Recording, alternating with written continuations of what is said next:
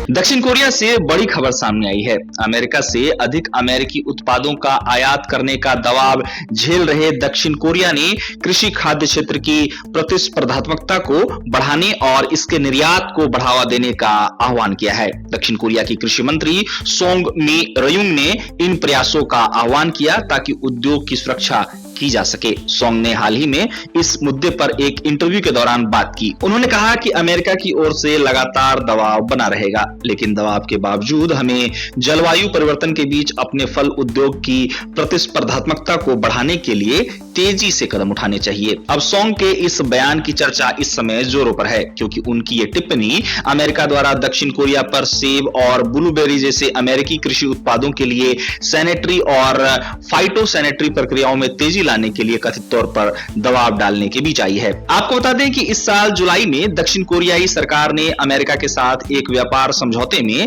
कृषि आयात के लिए अपने एसपीएस में सुधार करने पर सहमति जताई थी, जब अमेरिकी पक्ष ने दोनों देशों के बीच कृषि पशुधन व्यापार से संबंधित विभिन्न मुद्दे उठाए थे। इसी बीच दक्षिण कोरिया की कृषि मंत्री अमेरिका के साथ मुक्त व्यापार प्रणाली के तहत होने वाले व्यापार के प्रभावों को लेकर कहती हैं कि इससे दक्षिण कोरिया में विदेशी कृषि खाद्य उत्पादों का आयात बढ़ेगा और ऐसे में उन्होंने घरेलू उद्योगों से विदेशी उत्पादों से बढ़ती प्रतिस्पर्धा के लिए तैयार रहने का आह्वान किया है। सोंग का कहना है कि हमें यह सुनिश्चित करना होगा कि कोरियाई सेब अमेरिकी या जापानी सेबों पर प्रतिस्पर्धात्मक बढ़त हासिल करे। सोंग कहती हैं कि अगर हमारे सेब प्रतिस्पर्धी हैं तो वे विदेशी उत्पादों की चुनौतियों का सामना कर सकते हैं। गौरतलब है कि दक्षिण कोरिया पर अमेरिका से अधिक अमेरिकी उत्पादों का आयात करने का दबाव बढ़ रहा है और विशेषज्ञ कहते हैं कि अपने हितों को ध्यान में रखकर इस दिशा में दक्षिण कोरिया को कोशिशें करनी होंगी।